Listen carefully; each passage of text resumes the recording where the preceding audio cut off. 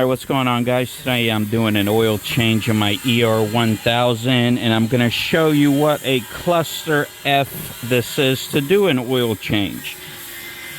I already drained my the plug underneath the motor is very easy to get to, but here is the problem right here.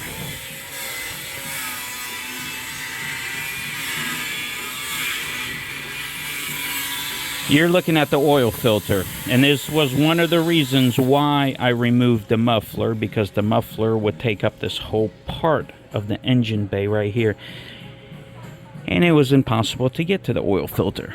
So again,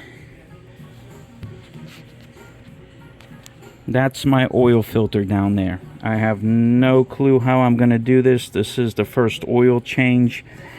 It is butting right against some kind of coolant pipe, and also, I don't know, let me see if I can get a good shot. There's a hydraulic hose right there where I'm pointing, probably an inch away from it. So I don't know, I'm going to try different ways, oil wrenches, and I don't know. This is the original filter, so it's going to be Gorilla tightened on there. So let me see what I can do, and I'll give you any tips for anybody that owns this machine. So just getting the oil filter wrench on there was a complete nightmare. I mean, you have to maneuver it. I have to close it all the way and get it past that hydraulic hose. But as you could see, it's butted right against that coolant pipe right there. So this is a nightmare, but I'm using a normal oil wrench. It took me about 10 minutes to maneuver it in there. What I'm concerned about is it clearing that hydraulic line there. I mean, if I have to take that line off, that's just bullshit to do. Just an oil change and get the filter off. But let me continue the video and see if I could spin it and see if it comes off. So I've been messing with it for a couple minutes and it's not coming out. As you can see, there's my oil filter, and the problem is this right here. That little line, I don't know if that's a hydraulic line. It's got a small hose connected to it with a hose clamp, so I don't think it's anything high pressure. But the problem is you can't remove the old one or put the new one in without removing that. I was afraid of that. So I'm going to unscrew that and see. Actually, I'm kind of interested to see what that line is. But that has to be removed every time you do a oil change, when you change your filter. So let me get to that. Alright, so here we are. This is what I had to take off right here. As you can see, it is a fuel line. There is two washers, one on each end. So when you do move it out of the way, secure it, not like this. You can put a zip tie or put some duct tape around it, because if you lose that washer in the engine bay, it's going to be a real problem matching it up. Or I don't know, they just look like copper washers. But anyway, filter's out. There it is. You know, you have room now.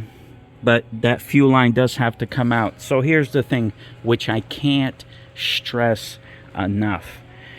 When you buy these machines, yes, you're going to save a lot of money. But here's the issue. If you don't have the time, extra time to tinker with stuff and figure out how it works, don't waste your time, because you're going to go completely nuts. Now, if you're in a situation where you can't afford a full-blown, like this machine here would run you about $60,000, 60 to 70 depending on brand. Okay, this machine was $28,000, so there's a huge difference. But here's the thing, I have time to tinker with it. I have the patience. I want to learn about it. If you have none of those, forget it. Rob a bank, do whatever you have to do, and buy yourself a machine with a warranty where you can drop it off at the dealer and get it serviced. Keep in mind, there's no warranty with this machine. None. I mean, yeah, they'll send you parts if something breaks on it. You know, they could track the serial number, but something major goes wrong with it, you know, you're pretty much on your own. I mean, like I said, they'll help you out, maybe give you a discount on parts, but that's it. So just do keep that in mind, because I do get a lot of questions about these machines. And I tell people, if you don't have the patience, you don't have the time, forget it. You're just throwing money away, because you're going to go nuts. But anyway, I got the filter out. So here's an example. This 20-minute oil change, if everything, I could have done it under 20 minutes. It turns into an hour job. Now, if I had the actual muffler still on there, you'd be looking at a 2-hour job just to change the oil. I mean, so yeah, keep that in mind. But I'm going to get that back together, put the new filter on, reattach my the fuel line, and you know, stay tuned for the next video. I'm also on the next video, you'll see me, I'm changing all this. I'm installing a new hydraulic block. The reason I'm doing it, because this machine came with the joystick, forward, reverse, but to use the grapple and to extend the boom, I had to use these things. Yeah, the new joystick has these buttons, that these are hard, you know, you can't press on them, but the new joystick I have in the shop that goes with this block is button here, button here, button here. So I'm going to be able to telescope the boom out and use the grapple everything off the joystick. I'm not going to have to let go of the joystick and mess with these levers. But again, this is where saving money comes in. You get shit like this, okay? And I had to buy this whole setup. I mean, it comes with the whole setup with hoses and everything. Directions are horrible, so it's going to take me a little bit to figure that one out. But it ran $800 for the whole kit with shipping, hoses, new joystick, everything. $800. But yeah, you know, you spend $60,000 on this type of machine, you know, your joystick is going to have those buttons in it.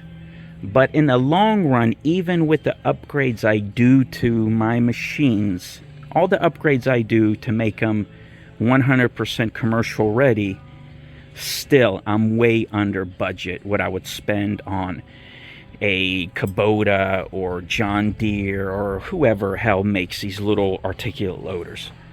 Again, I'm still under budget, even though I do all these modifications.